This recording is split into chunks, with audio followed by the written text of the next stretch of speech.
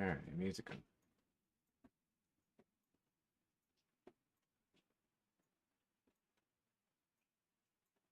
All right. So I got the mic working here. Everybody's in the chat. It's been a while.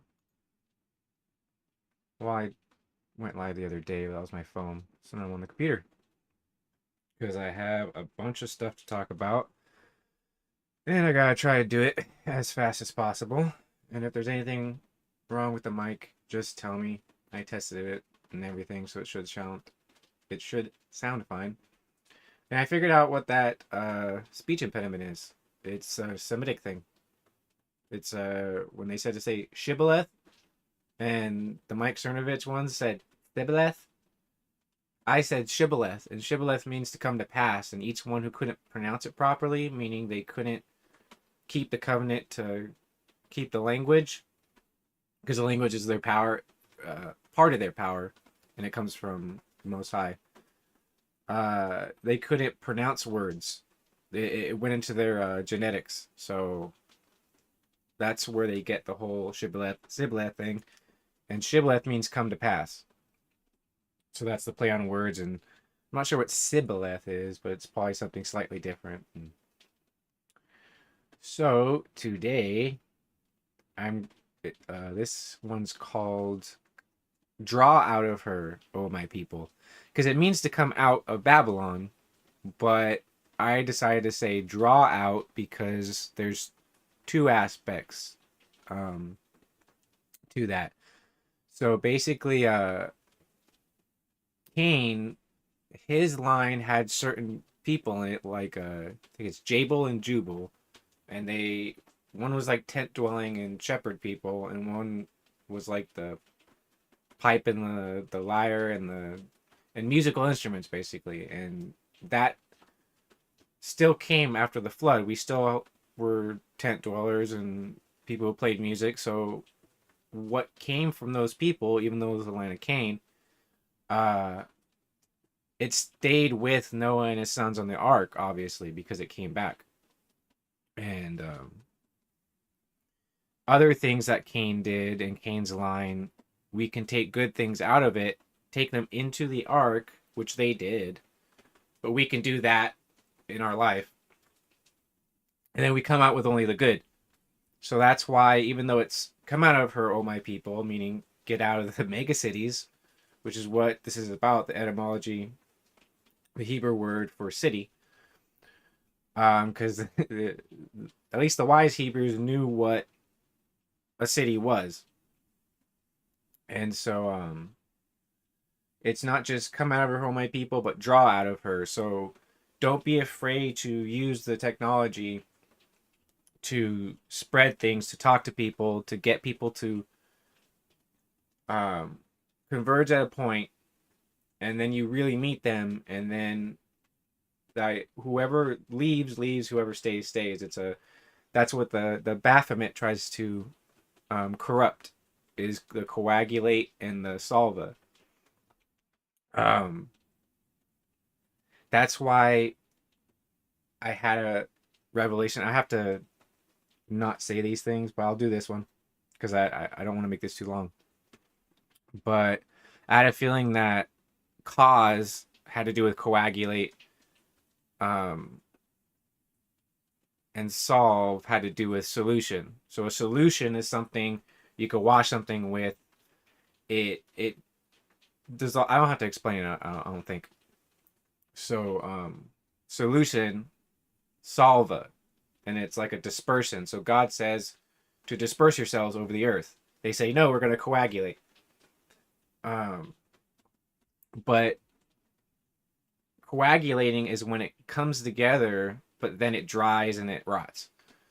So you can come together, but you have to disperse, and you keep doing that motion, and it's a perpetual motion, and you do that in life. And I want to keep going, but because I gotta get to this.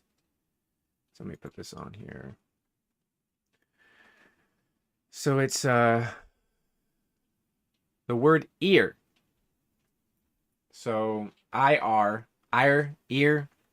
You can already hear ire. That's a negative thing. Let me scoot this so I can see the chat if anybody drops in here. All right, so ear. So the first root that I read here is year, or Y-R, ear. So you can already kind of see year. So either you need to track time very good to establish a city, or it takes about a year. Why does it take about a year to establish a city? Because you have to live there, plant your food, and then reap the harvest, and then have enough time to build things. See why it's year, city? It's not a coincidence. None of these things are a coincidence. I posted, I'm going to post a little later, probably like 30 minutes in. I usually do that. A Telegram group I created to discuss certain roots. And I already have certain ones posted where it's like Aper or something like that. But it's like Apu from The Simpsons. And it means all the things he went through. I can actually look at it right now.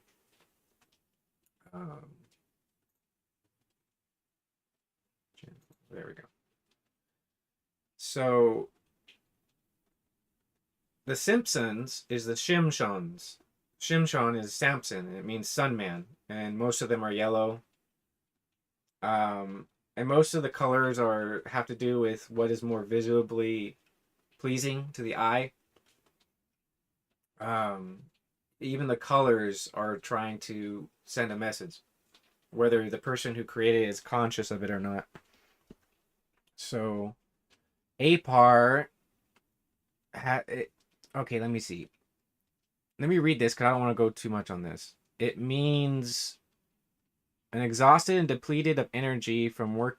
Oh, I said he's exhausted and depleted from energy from working at the Quickie Mart because it means exhausted and depleted from energy.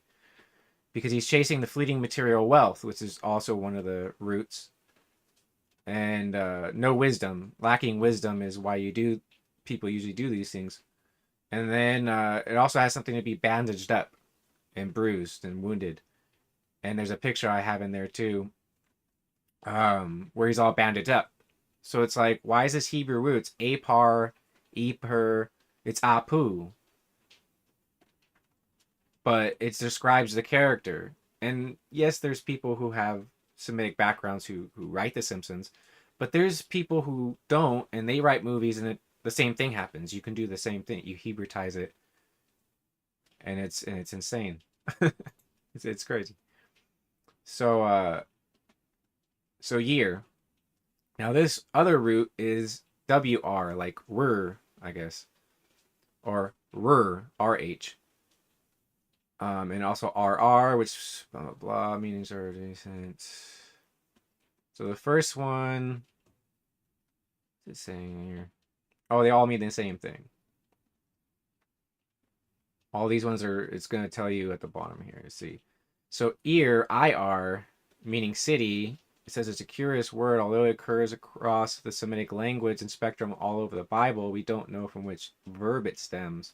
But so they have to, when they say that, they have to take how it's used in the Bible, and if it's used a couple times and it's the same subject, then they're like, oh, it must be connected to that. So the first one, YR, here we go. It isn't used in the Bible, but in cognate languages, it means to go away, to go hither and thither, or escape through sprightliness. So a lot of times, cities can be refuge to people like that, but then it's a trap. So it's going to describe all the different dimensions, pun intended, of a city. So one part of a city is that people flee to it, but it's a trap. Masculine air. Oh, masculine air means a wild ass. So a lot of people from the cities usually have more freedom or liberty. And I think I looked up liberty the other day. I forgot what it was.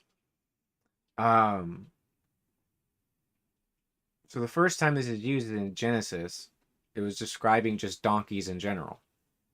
So it's a donkey. And what is democracy represented as? Just so throw that in there. And Judges 10:4. I wanted to go through these scriptures slowly. Where is That's funny. Oh, here it is. So what was it? Judges 10:4. Oh, that's funny. Like 10:4 on the radio. Judges 10:4. Let's see where else it talks about a donkey. Jair the Gileadite. Tola and Jader. Well, Tola, it's like there's something called a Tola worm, and it has to do with the gospel. That's a long story. And I've said it on past streams, but they're probably deleted. Yeah, so after Abimelech, there's a guy who proclaimed himself king before they had an original judge rise up in Israel, or it might have been during one of the judges. And it just doesn't make it clear enough. And this guy is actually the first one to try to proclaim himself king of Israel, and I think it was one of the sons of Gideon. And he killed all his brothers or something crazy like that. So this has to do the reason why now the Bible is a key because it'll even tell you a spirit of a city. It'll One of these wild asses will rise up and just say, "I'm the king now," and his name is Abimelech, which means, "My father is king." So it's ambiguous, right? Because God's supposed to be king. But he means that Gideon was king because people tried to make Gideon a king, but he didn't want to be. He was somebody who didn't live in a city. He was like in the field. He was a field worker, and he was able to. He wasn't a city person basically. Abimelech was, and he's like, "I'm the king now." So you see the spirit here, and after him arose. Or who is it? Abimelech rose.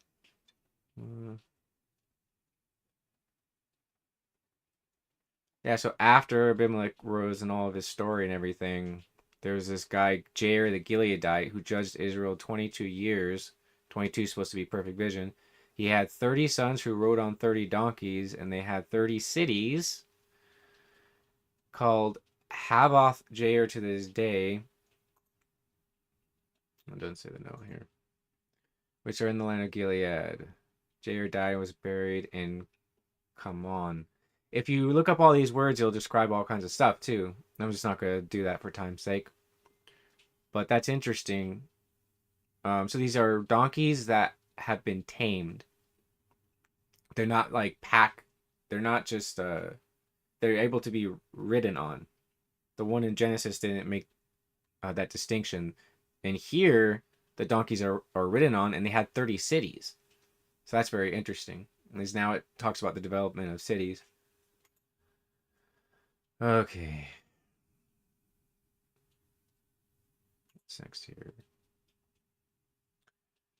Where's the chat at? I haven't done this in a while, so now I gotta figure out how to use the chat. Egyptian. Oh yeah, so this word Ayer in Egyptian it means goat. It's like Bill Ayers. It's William. So he's the determined protector of the goat. If you see goat in Egyptian, but then can also be a donkey in Hebrew. So the Egyptians worshipped a lot of goat stuff back in biblical times, and still do through media and everything. But that's another story. But it's disguised as a donkey because they're using they're kind of using a trick where they take a Semitic language and have donkey for Democrat, but in Greek or Egyptian, it's goat. So that's very, very interesting to me. Egyptian, it can mean goat, but in Arabic, it may include the donkey and the gazelle. And And the gazelle, it has to do with because it's a toe walker. There's a psychology to that. Um, if you go on the Telegram, which I'll post shortly in the live chat, um, then I'll put the websites where I get a lot of this etymology. Um, Another biblical word for donkey is a-rod, like the rapper. Um, let's see. This is where it gets interesting. Avar or awar means to make blind, and I brought this up on the Ewarnon stream I did like 2 years ago, 2.5 years ago. Where I brought up this root, where I'm like, I literally found this Hebrew root that says that awar means to make blind, and even like Ewarnon, his whole name means to make blind. It was really weird. And then how is he making you blind? Well, he's telling you this supposed past where what happened. They had cities, this the whole root ties together, cities, and the buildings they were using, the churches weren't houses to worship God. They were actually producing energy or something. It's a whole wild thing based on a bunch of it's very imaginative. But it's a spell, and they're using these words because they know they manifest things. That's why that language was what the Most High chose to manifest Messiah. He's called the Word. He spoke Hebrew, Aramaic. Hebrew is a pure form, but Aramaic, it's very similar. That's why like the oldest churches speak Aramaic, and they call Messiah Yehoshua or Yeshua. So Iwar is to make blind. And what happens when you go to the city? It blinds you spiritually. It's to make blind. May not be. Let's see here. So there's one where this came from, or meaning skin. So a city usually has a boundary. It can refer to a cataract. See, to make blind. So they put something, they veil something over your eyes. Nowadays with the technology, of course, radio and television, it's all about blinding you, especially with your eyes. And that Ewarnon guy talks about being blinded by the light in order he can see. Because let's see,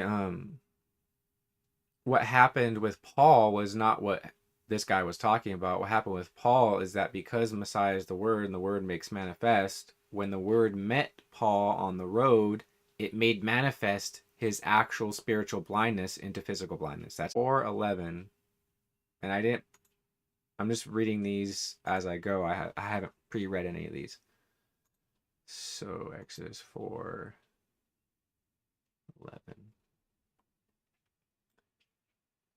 Okay. Then Jehovah said to him, Who has made man's mouth? Who makes him mute or deaf or seeing or blind? Is it not I, Jehovah? Wow. So it's whoever has eyes to see will see. So it's like, who is that guy going to blind? Anybody who can't see. Or anybody who won't eventually see. That's pretty crazy. It's talking about God's will. It's all God's will to teach you something. If you fell for it and then you figured it out, it teaches you something.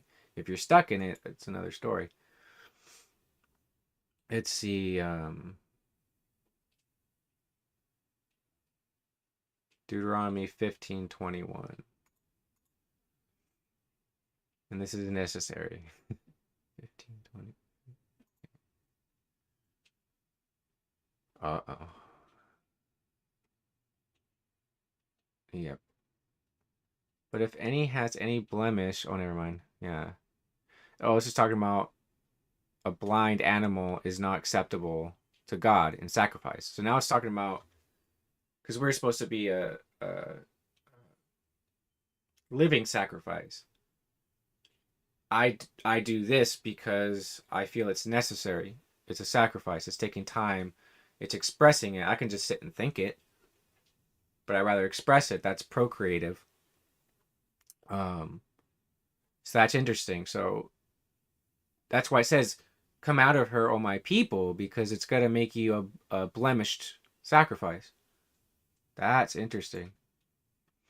And then it might even infer that a city is somewhere where someone is more likely to get uh, murdered for speaking the truth. Let's see. So Isaiah 42:18.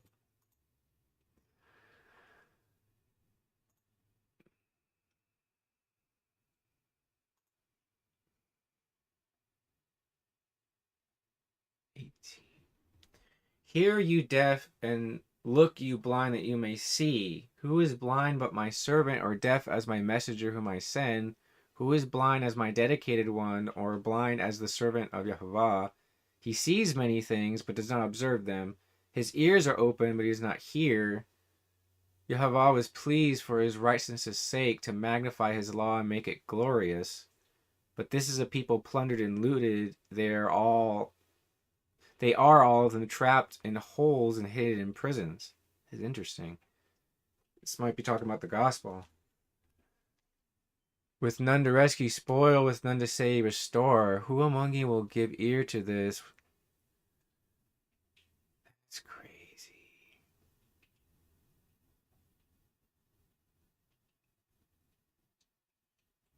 So it's basically talking about how people, when they decide to turn, make themselves blind and make themselves deaf, they get plundered.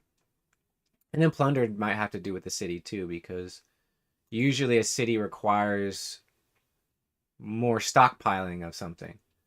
So a city has more booty in it. Let's see, making blind the lame. Yeah, it's just to make blind. Let's see. So the Pharisees were blind guides uh, because they added. I guess the word kind of sounds like the word for add. So they're not lame guides, they're blind guides because they're adding to it. That's interesting. Okay, so yeah, basically blindness. And I'm only gonna look up a couple scriptures for time's sake. But I'll probably post this etymology on the Telegram. So let me do that right now and get the information for that, so people can add members.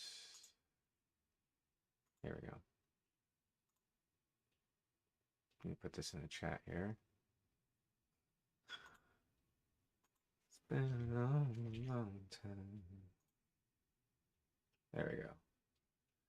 So I know there's at least one person in the chat. They can click on that link and join it and give me a thumbs up if it works. It should work. Just not on Telegram.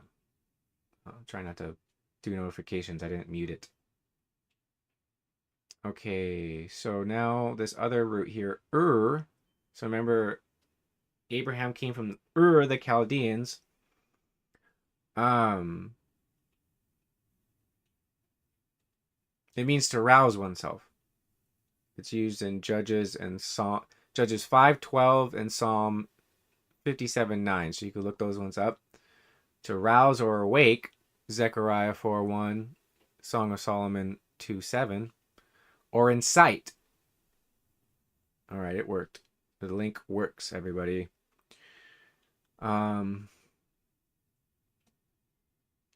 So it can also be incite, Zechariah 2:13 and Job 8:6.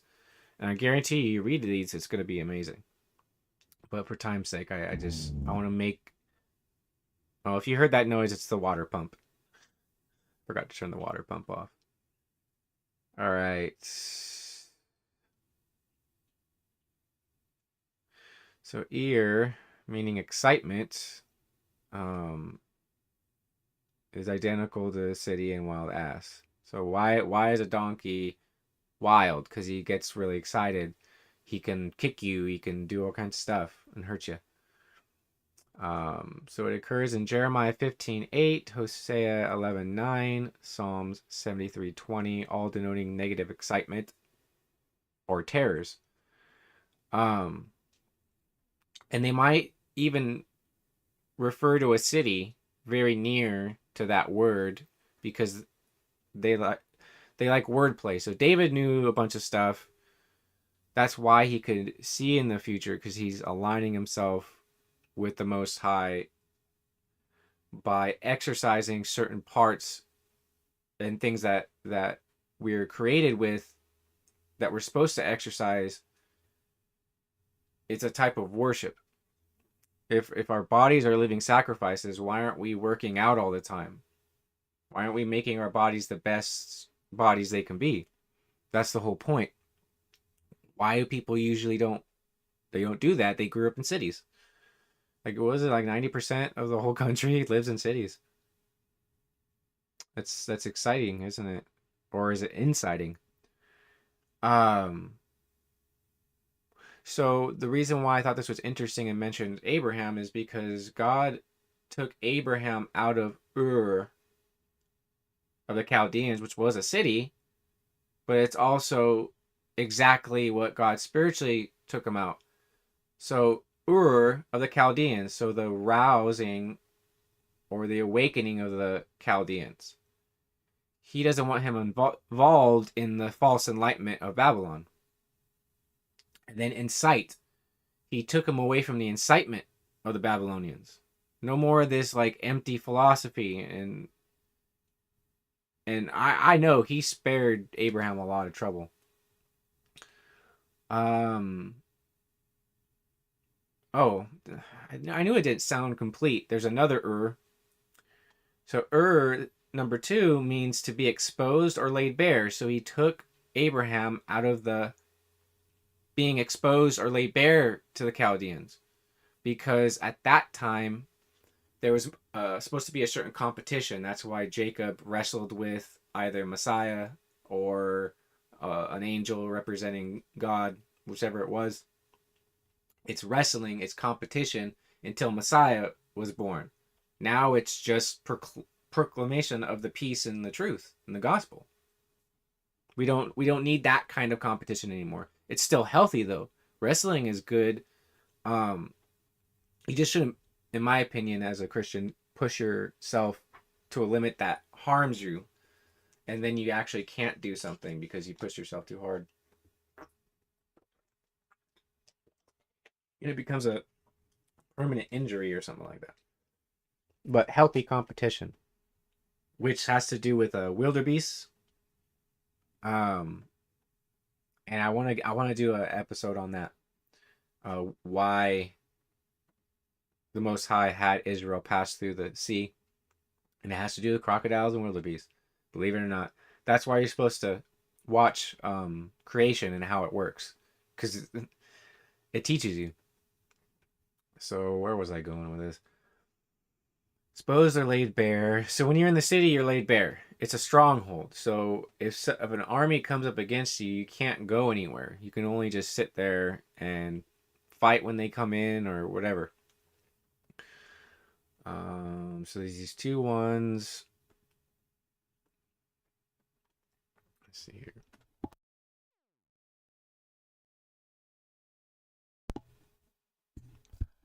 I didn't mute this thing because got something in my throat. Let's see. So this is used only once in Habakkuk 3:9. I'll read the ones that are only used once because those ones are usually the most interesting. So let's see. Habakkuk, was it 3:9? Yes. 3:9. You stripped the sheath from your bow, calling for many arrows. You split the earth with rivers. The mountains saw you and writhed. The raging waters swept on. The deep gave forth its voice It lifted its hands on high. The sun and the moon stood still in their place at the light of your arrows as they sped. Such things as cosmic rays. At the flash of your glittering spear, it actually pierces through everything. I can't make this up. You marched through the earth in fury. You threshed the nations in anger. You went out for the salvation of your people, for the salvation of your anointed.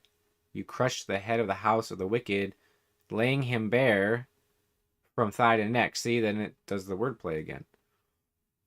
Laying him bare from thigh to neck. Your thigh is literally the strength of your running. We can outrun virtually every animal if we train hard enough because of our rear end. The two hip sockets, that thing that got the angel or Messiah that Jacob wrestled with, he touched the hip socket. That's the power that makes us be able to run like that. You probably just can't outrun like a giraffe or something.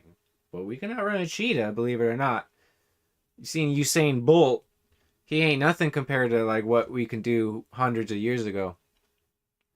And it's only ambition. We can do it now if we just especially have genetics over generations. That's why they don't seem to, they like to keep everybody not healthy. They don't like to see people push their bodies. If they do, they try to get them to make money for them somehow, and you get the Olympics and everything. And your neck connects your head to your body. So laying in bare from thigh to neck, it's just like complete. It's just complete. That's insane. All right, let me put this back up here. Layberg and so Iram means naked. Aram, Ma'aram meaning naked one. Ma'aran. So I'm going to say some of these words just so that hopefully people watching will hear some of them and connect it to other things that I'm not even thinking of. So here's one. WR, were, doesn't occur in the Bible and its meaning is unknown, they say. Still, it doesn't stray far from the previous root. Its sole extant derivative is the masculine noun or, meaning skin. All this is what's interesting. This word is used 44 times to indicate the skin of an animal. 44 is supposed to be about death. That's what they say, 44 death's door or whatever. And let me see. Genesis 3:21. So it's probably when God gave them the skins to wear. And Leviticus. And telling 55 times for the skin of a human. And there's Exodus 34:29, Job 10:11, and Micah 3:2. But 55 supposedly in numerology is strictly business. And Operation Warp Speed, if you put Operation Warp Speed in numerology calculator, it comes out to 55. I think 55, 44, and 33 in the 3 slots it has. So that'd be skin of an animal and skin of a human. Is that a coincidence? I don't think so. Read those scriptures and it'll freak you out more. I guarantee it. Because I didn't read a lot of these. It's too much. It's too much for one person. So it's too much for one video. So the next one here is ara. It's closely a verb. And arar means to be naked or bare. Zephaniah 2:14, Habakkuk 3:13. I probably read that then. The Habakkuk one. And that often is in the sense of depletion or a pouring out.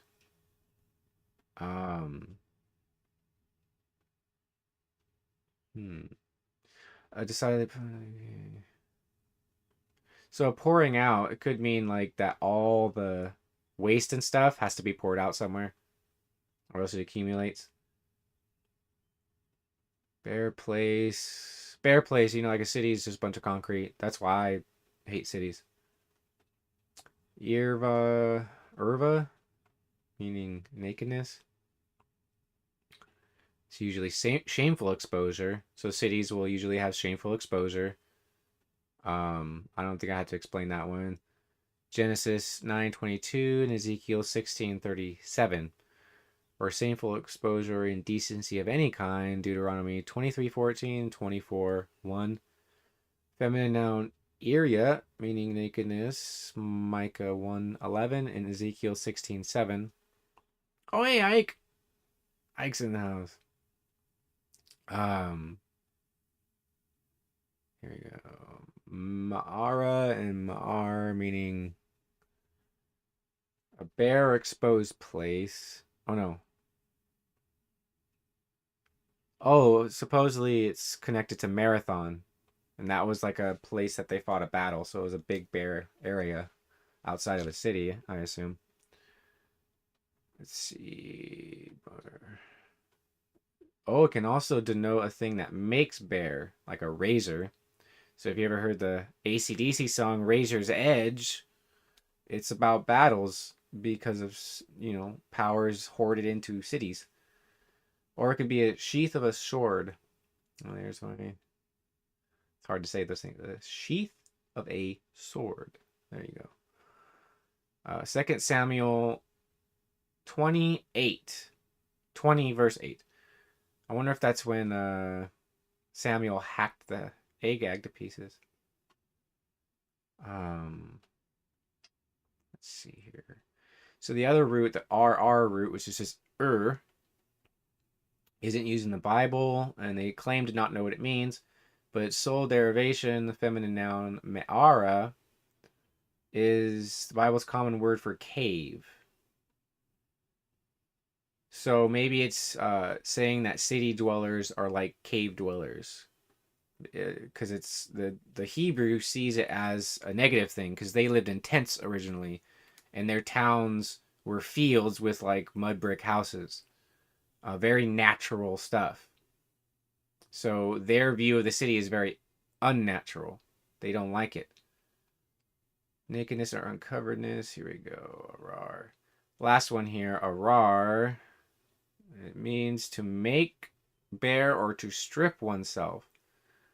I mean, you can't really go on a highway that's like 20 miles long and in the middle of it find a strip club. You're going to have to go to a city. It's not a coincidence. So Isaiah 23:13 and 32:11 and Jeremiah 51:58 is the only places it says those. Its derivations are arirai, meaning stripped. That's why when they say Ariel, Ariel, I will distress you as an Ariel. It's wordplay, because that was when Jerusalem was destroyed.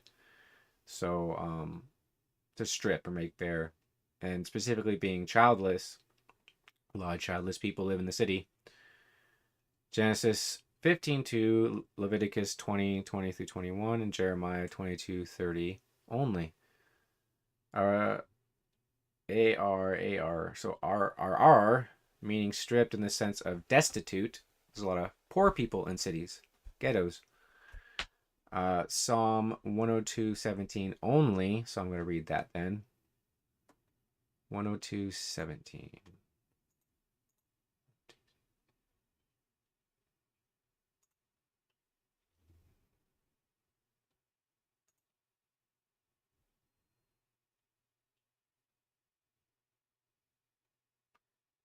Okay, let's see.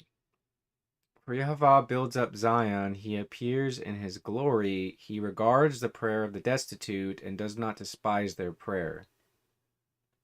See, this could be hope that the person in the city can make a prayer, because it's funny that it was about a year, I think, before I got out of the city that I started praying for it. So usually people get out of the city because they ask, they pray. and then they make sacrifices. They have to strip things off. They have to lose certain things. That's that's why Messiah is called the Word. This word, you can use these roots. You can Hebraize anything that's not already Semitic and reveal the mystery of it. And I have a theory that you might be able to read ancient Egyptian, um, not what the mainstream media would tell you, or mainstream science, or whatever you call it, would tell you, but what it actually means, to a Hebrew. And there's a word that I can use as an example called Taphanes. It's a city in Egypt. To the Egyptians, it was supposed to mean the wife of Pharaoh, wife of the king, not Pharaoh specifically, but wife of the king. So it could have been a king's wife, because Pharaoh can be over kings too. That's, you see that in Joseph. Joseph was one of the kings. He was the highest king of Pharaoh's government. So let me see here.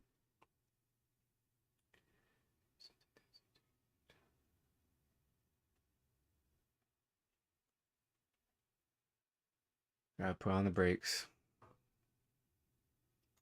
What did I just say?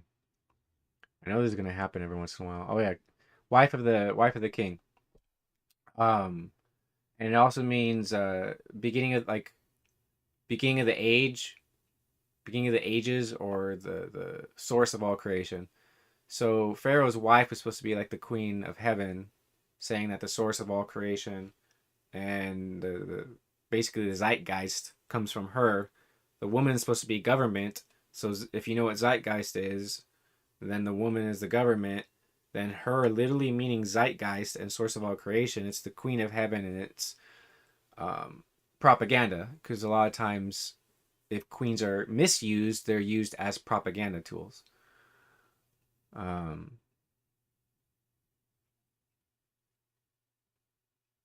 so Ta Fenis, Fanes is to make manifest. Ta is their creator god, um, their grand architect. So Ta makes manifest is what the wife of Pharaoh is supposed to be named. And there's different aspects of it, but the Hebrew, they tried to say you can't make anything out of it. I'm like, yeah, I don't think so. So I took the Hebrew alphabet and I took Ta, Pe, and then the word Nash.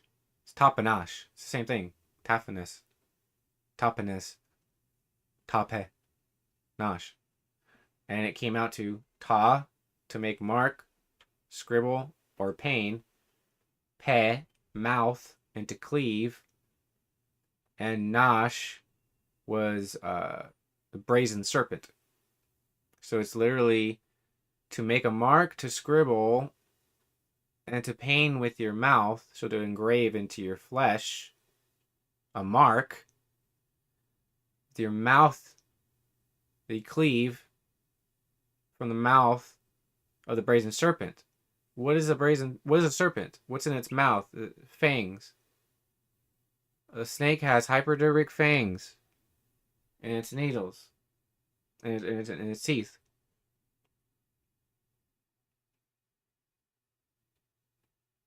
So to cleave with the mouth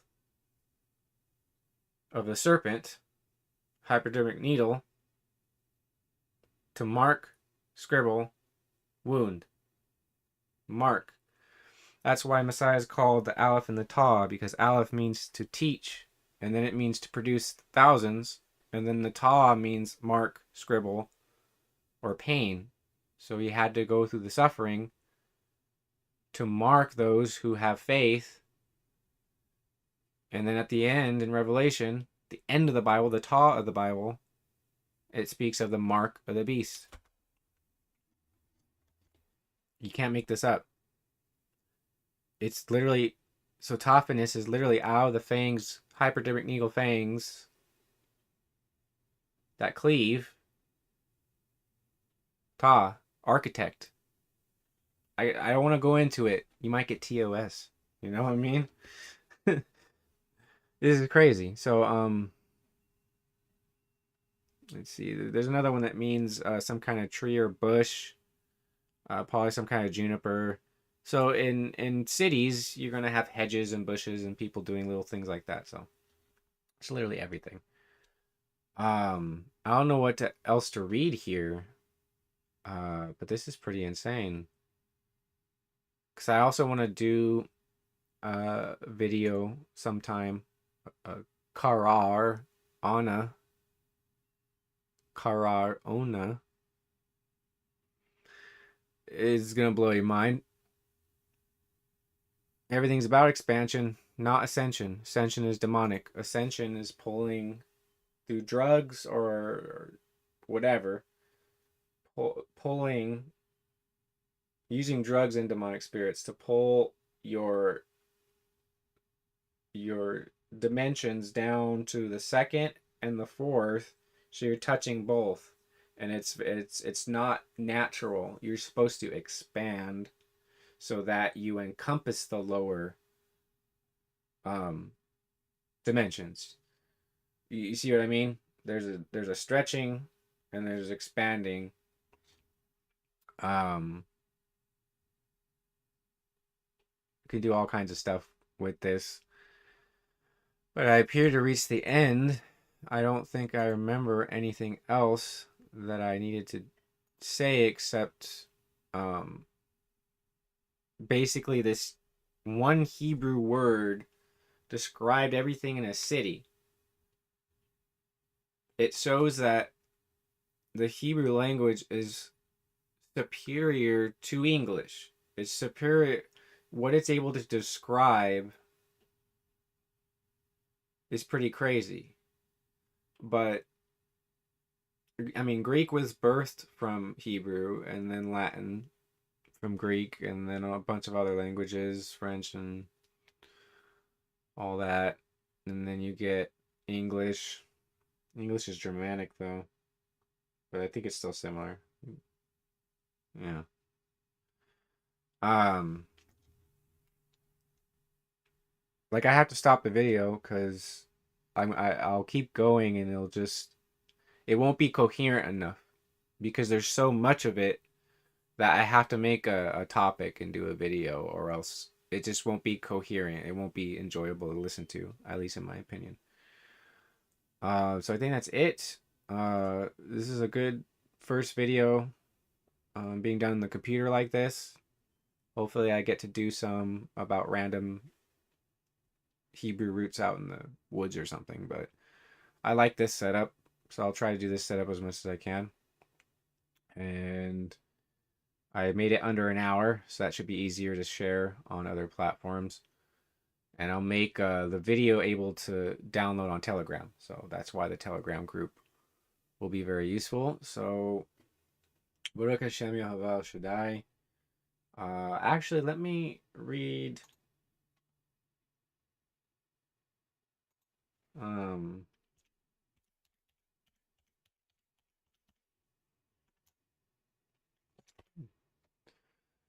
let's see here. I like the priestly blessing here. Yehovah spoke to Moshe, saying, "Speak to Aaron and his sons, saying, Thus you shall bless the people of Israel, which Israel is those who work with El." Or you can also probably even say those who work like El, and then there's a bunch of words that sound like it. Like Yasha is to praise. That's where you get Yudah and Jew. Jew is a praiser. Pun intended. You need something appraised. Anyway. So let's stay serious here.